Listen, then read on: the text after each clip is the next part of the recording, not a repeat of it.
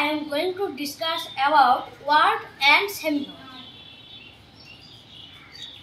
Word মানে হৈছে শব্দ।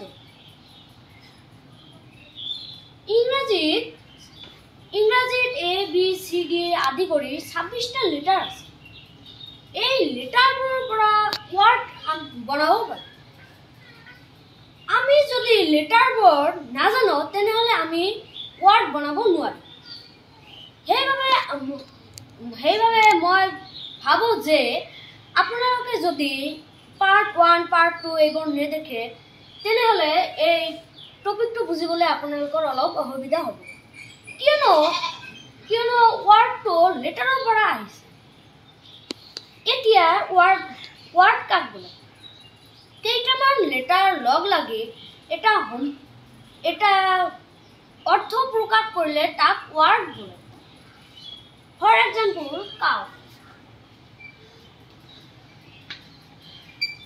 Cow মানে হৈছে গৰু।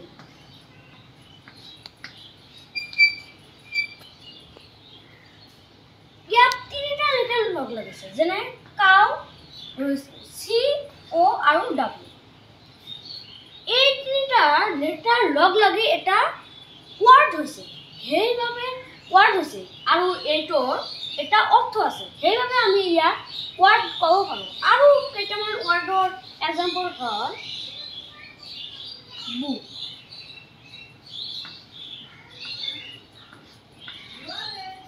বুক মানে হৈছে কিতাপ।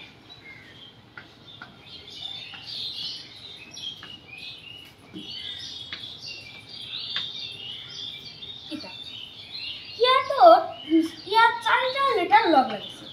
সেই চাৰিটা হ'ল B, double O আৰু K।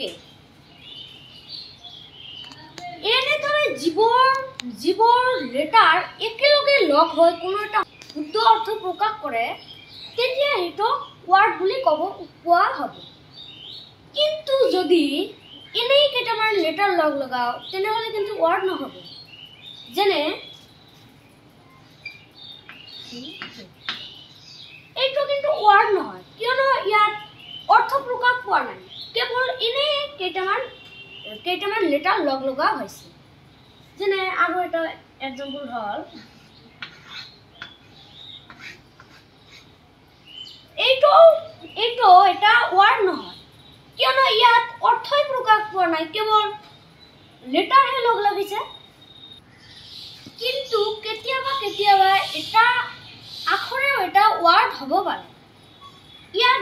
ইয়াত I মানে মই আৰু A মানে এটা। I সাধাৰণতে এটা লেটাৰ হয়, কিন্তু যেতিয়া আমি আইৰ অৰ্থ প্ৰকাশ কৰিবলৈ যাওঁ তেতিয়া দেখা যায় যে আইৰো এটা অৰ্থ আছে। সেই অৰ্থটো হ'ল মই। আৰু এও এটা লেটাৰ হয়, কিন্তু কেতিয়াবা এটা ৱাৰ্ড হিচাপে ব্যৱহাৰ হয়। যেনে A মানে হৈছে এটা। Now I am going to discuss about semivowel.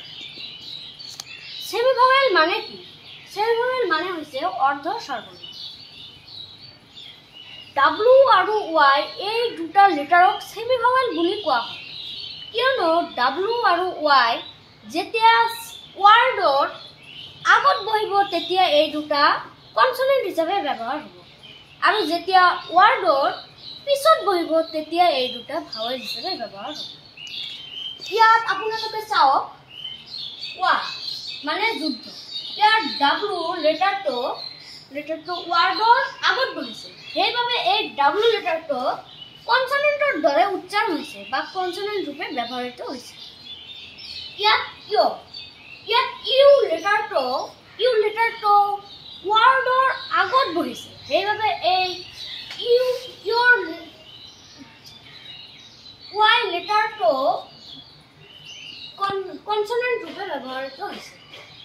ইয়াত আছে ইউ মানে হৈছে তুমি। ইয়াতো Y লেটাৰটো ৱাৰ্ডৰ আগত বহিছে, সেইকাৰণে এই Y লেটাৰটো কনসনেন্ট হিচাপে ব্যৱহৃত হৈছে। কিন্তু ইয়াত আপোনালোকে চাওক,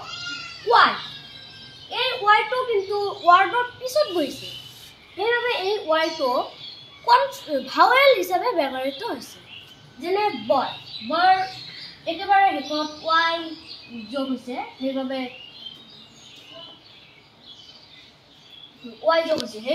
এই ৱাৰ্ডটোৰ যি ৱাইটো আছে, এই ৱাইটো ভাৱেল ৰূপে ব্যৱহৃত হৈছিল। ঠিক তেনেদৰে তলত দুটাও, যেনে কাউ, ইয়াত ডাব্লু আছে আৰু ইয়াত ডাব্লু আছে। ইয়াত কাউ আৰু তয় এই দুটা ৱাৰ্ডো ঠিক তেনেদৰে ব্যৱহৃত হৈছে। যেনে ডাব্লুটো কাউ শব্দৰ পিছত বহিছিল, সেইবাবে এই ডাব্লু লেটাৰটো ভাৱেল হিচাপে ব্যৱহৃত হৈছিল। আৰু এই টয় এটা ৱাৰ্ড, ইয়াত শেষত ৱাই আছে, এই ৱাইটো ইয়াতো আছে, সেইবাবে ইয়াত আমি দেখিব পাৰোঁ যে ৱাই লেটাৰটো ৱাৰ্ডৰ পিছত আছে, সেইবাবে এই ৱাই লেটাৰটো ভাৱেল হিচাপে ব্যৱহাৰ হৈছে। Now do you understand? Yes, sir. এতিয়া আপোনালোকে চাব পাৰে যে আমি প্ৰথমতে লেটাৰ শিকাইছোঁ। এই লেটাৰটোৰ পৰা ৱাৰ্ড আহিছে আৰু ৱাৰ্ডৰ পৰা আহিব চেণ্টেন্স। এই চেণ্টেন্সৰ পৰা আকৌ আহিব kinds of sentence. Kinds of চেণ্টেন্সৰ পিছত আকৌ আমি শিকাম পাৰ্টছ অফ স্পীচ। এনেদৰে এটা টপিকৰ লগত আন এটা টপিকৰ ৰিলেশ্যন আছে। সেইবাবে আমি যদি প্ৰথম পাৰ্টবোৰ নিশিকোঁ, তেনেহ'লে আমাৰ মাজৰ পৰা যিসকলে এই ভিডিঅ'বোৰ চাব, সিসকলে এইবোৰ ভালদৰে নুবুজিব। এতিয়া আপোনালোকে অলপ এটা এক্সাম্পল দি আছোঁ। মই এটা উদাহৰণ দিলোঁ, সেইটো হ'ল আপুনি এজন ডক্টৰ হ'ল। এতিয়া আপুনি এটা প্ৰেছক্ৰিপশ্যন লিখিব লাগে। এই প্ৰেছক্ৰিপশ্যনটো আপোনালোকে কিবা এটা লেংগুৱেজ দি লিখিবই লাগিব। সেইটো ইংৰাজী হওক, হিন্দী হওক, বাংলা হওক, আৰু বহুতো লেংগুৱেজ আছে। কিন্তু যদি আমি সেই লেংগুৱেজৰ লেটাৰবোৰ নিশিকোঁ, তেনেহ'লে আমি প্ৰেছক্ৰিপশ্যন বা অন্য যিবোৰ বস্তু আছে সেইবোৰ আমি লিখিব নোৱাৰিম। আৰু এটা উদাহৰণ হ'ল, আমি যেনে ধৰা হ'ল আমি এটা ঘৰ সাজিব বিচাৰিছোঁ।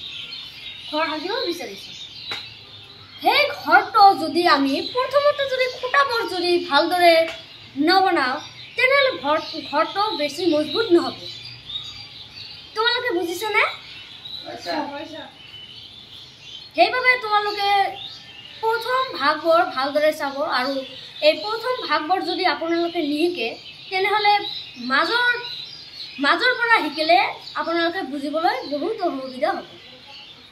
Now I have finished my class. Okay? Okay, sir. Thank you. Welcome, sir.